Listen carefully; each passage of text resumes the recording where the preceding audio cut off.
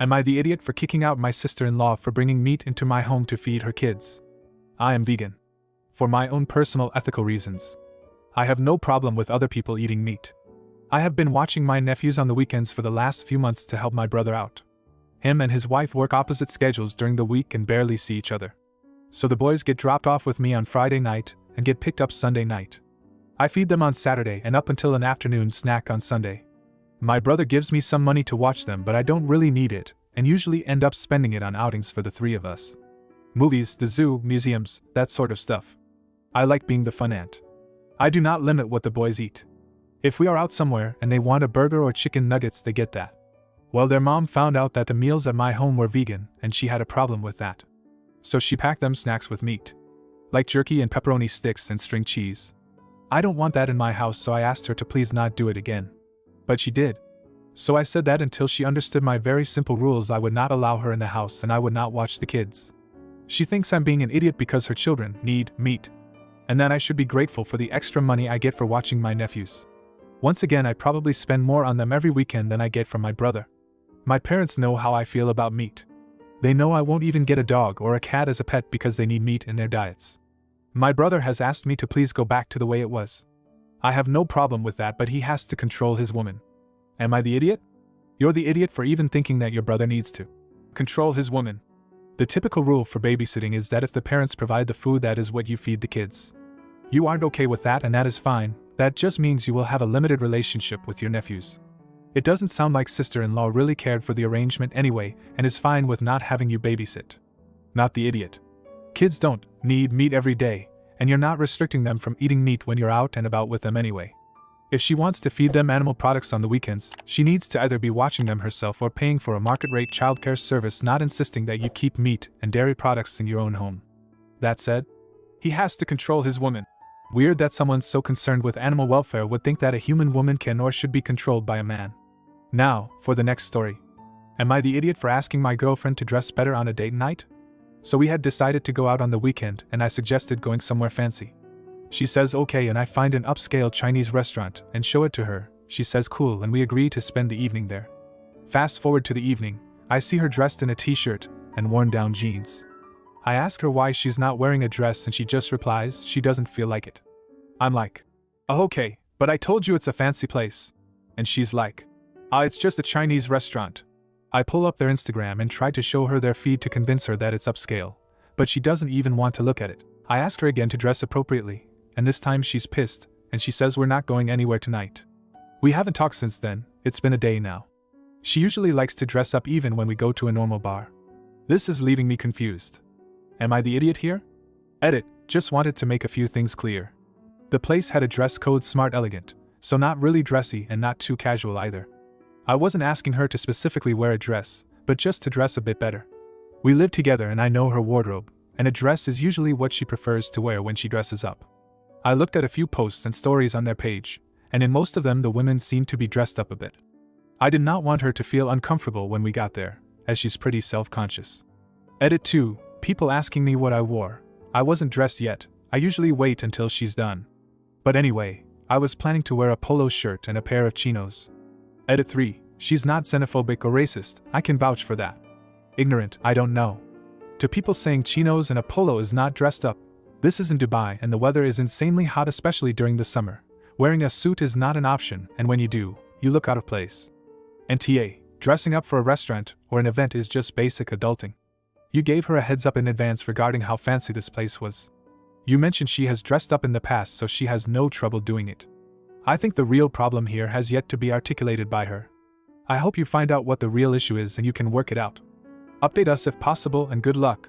No idiots here, but given that you say she usually does dress up, I might have taken it a bit more seriously when she said she didn't want to. Maybe she really didn't feel able to put in a lot of effort. Perhaps you could have said, okay, well, why don't we go to some casual place and save this for a night you're up to something fancy? She might have still had the same reaction, but I suspect not. Now, for the next story. Am I the idiot for not letting my daughter visit grandma? A little background. About 2.5 years ago, sister-in-law decided to move to no contact. We're in WA, for her new boyfriend. After she moved, she made everybody else in my husband's family move with her as well, ignoring the fact that our life here in WA is set. We have decent jobs and a lovely home. So after a while, Mother-in-law also moved there and also started nagging us about moving. Many stories aside, you see we don't have the same mentality, same lifestyle. Even my husband is angry/disappointed at them for doing stupid things that they do, especially in parenting. Our daughter turned 6 a few weeks ago. Last year mother-in-law came to visit her on her birthday and wanted us to take her to no contact so she can spend the summer there with other family members. We said we can't leave for that long, then she offered to take my daughter there and my brother-in-law will bring her back home after July 4th. I definitely said no. She was freaking 5. I can't let her go across the country without any parents. Left alone, we don't like how they spend time with the kids at all. All they do is to throw each of them an iPad to play with and call it good. The oldest grandkid, who is now 10, has a forking biggest iPad, laptop size, since 6 and spends at least 6 hours per day on it. But when mother-in-law got back last year, she kept whispering the idea of spending summer in no contact to my daughter, and that made her really excited. One thing led to another. They put me in the spot where I can't say no. I don't want to be the bad guy here. So in the end my daughter spent 2 weeks last year in no contact through July 4th. Husband and I were devastated. So was our daughter. The day she left she realized we're not with her, and she cried to sleep.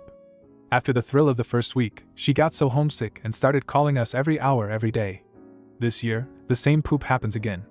Mother-in-law got back for our daughter's birthday, nagging to her about summer and no contact again, but this year she's in school so she can't leave till the end of June. Mother-in-law doesn't want to come back to take her there, so I told my husband if he wants to he can take her, just bring her back with him before July 4th. I want to celebrate the holiday with my kid. This dumbass kept promising her to book her ticket to no contact and let his brother bring her back just like last year. I lost it. It happens exactly how things were last year. I asked him why he thought it's a good idea to take my daughter away from me on the holiday. He claims that he only said it but hasn't bought her ticket or anything, which I know he will, and if not, what are you trying to teach a 6-year-old here? He ended up leaving me hanging in the middle of the fight with. Then you figure it out. And got mad at me. Please tell me what I have to figure out here? My mother-in-law is using my daughter after she can't convince us. Why do I have to figure things out? And most importantly, figure what out? Please, young moms out there, would you let your 6-year-old spend 2 weeks across the country without you? Am I the idiot here? Not the idiot. She's too young to spend time with people she barely knows. Can the 3 of you go and rent an Airbnb nearby? I don't think you want to be in their house for 2 weeks. Your husband needs to handle his family. He's putting them above his child's welfare. If he can't see this, then some parenting classes are in order. As parents, our obligation is to do what's best for them, not what keeps the peace with other people. Not the idiot. You should not be forced to be uncomfortable for sending your kid who is only 6 across the country. Emergencies can happen, and if you are on the other side of the US, it would be hard to drop everything to go see her. When you said, but when mother-in-law got back last year, she kept whispering the idea of spending summer in no contact to my daughter, and that made her really excited. I first thought that this was manipulation and she is a bad influence on your daughter. In my opinion, I think you should set boundaries with your mother-in-law, and if she refuses, then go no contact. Now, for the next story. Am I the idiot for missing my wife's appointment because my sister was in the hospital? I have been with my wife, female 29, for 6 years. My wife is pregnant and suffering from complications, and we have weekly appointments since she's at high risk. She also has very high anxiety about this pregnancy since we have lost in the past, so I always make sure I'm off or available on days of her appointments to go with her. We also have a 4-year-old son who has autism. Our son is especially hard to get up and ready, especially quickly. He throws tantrums or hides when he does not want to do something. It can be a struggle trying to get him out the house. A few days ago was our appointment, but I got a call from my mother saying my sister was being rushed to the hospital, and it was super serious. I explained to my wife, head there 40 minutes away. I find out it's not as serious as they thought, and my sister had a minor concussion and dislocated knee. My mom is known to be dramatic. I tell my wife, and she's furious because I missed the appointment, and she ended up being late because our son wasn't cooperating and how he screamed most of the appointment. When I'm there, it's easier to calm him down when he gets overwhelmed. She told me she saw where my priorities were. I told her it wasn't my fault. I didn't know my sister wasn't actually seriously injured, and she told me she's my wife, carrying our child, and that she needed me there but I wasn't reliable. She began ranting about what if she found out that day something was wrong with the baby, and I wasn't there. I said but you didn't, and she completely flipped. She's still being weird to me, and has been nagging me not to miss this next appointment. I know it's probably the pregnancy hormones, but am I really the not the idiot? I'm so sorry it's in this situation that no matter what you did, you were going to upset someone. Your mom is TA for being overly dramatic, and your wife should not make you choose between your sister and her. That's unfair. I would wait till she calms down slightly and have a gentle conversation about this, acknowledge her anxiety and how you want to be there and you are. This may be like this though throughout the whole pregnancy. Not the idiot. You were in a no-win situation. You weren't obligated to go to either hospital, but you were expected to buy various women. You couldn't cut yourself and have to go to both hospitals. So you were definitely going to piss off somebody. I think your wife needs to cut you some slack. With what you knew before you left home, you made the difficult but logical and correct choice. Now, for the next story. Am I the idiot for telling everyone why my brother-in-law wasn't at his daughter's birthday party? I, male 37, have recently separated from my wife, female 37, for a multitude of reasons, but the one at the top of the list is her prioritization of her best friend/SIL. She married the brother, in all aspects of her life. I've drawn a hard line on having no communication, except for childcare arrangements, and so far that has been working.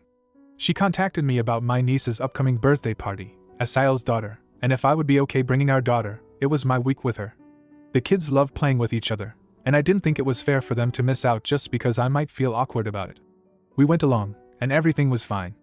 I avoided sister-in-law and my ex as much as possible, and mingled and socialized with the other parents. I eventually got talking to one mom, who made a comment that blew my mind.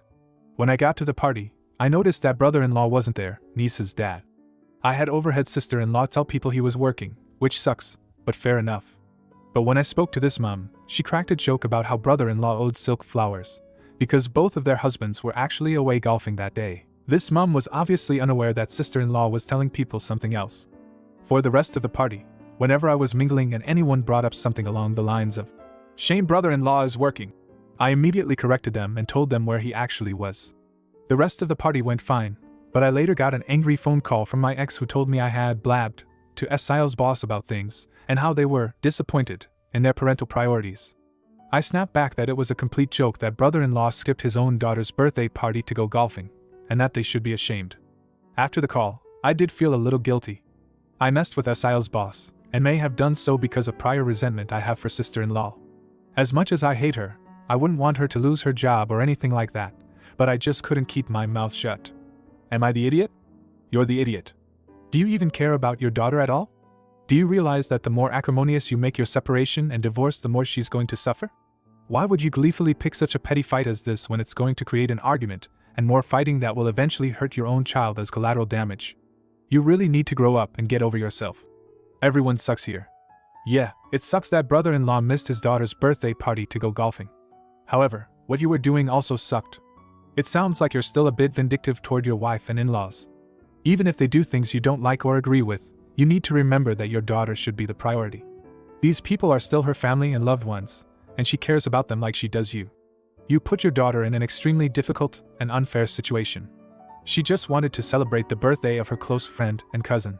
Then dad came in and started trying to shame uncle, making mom and aunt upset. Even if you divorce your wife and don't spend a lot of time with your brother and sister-in-law after, you still should be civil. You're still going to have to co-parent with your wife. Don't burn your bridges, because your daughter still needs them. If you like this video, you'll probably like these too. Also, while you're here, please consider subscribing. It's your support that keeps this channel alive and allows me to make better and longer videos. Have a great day.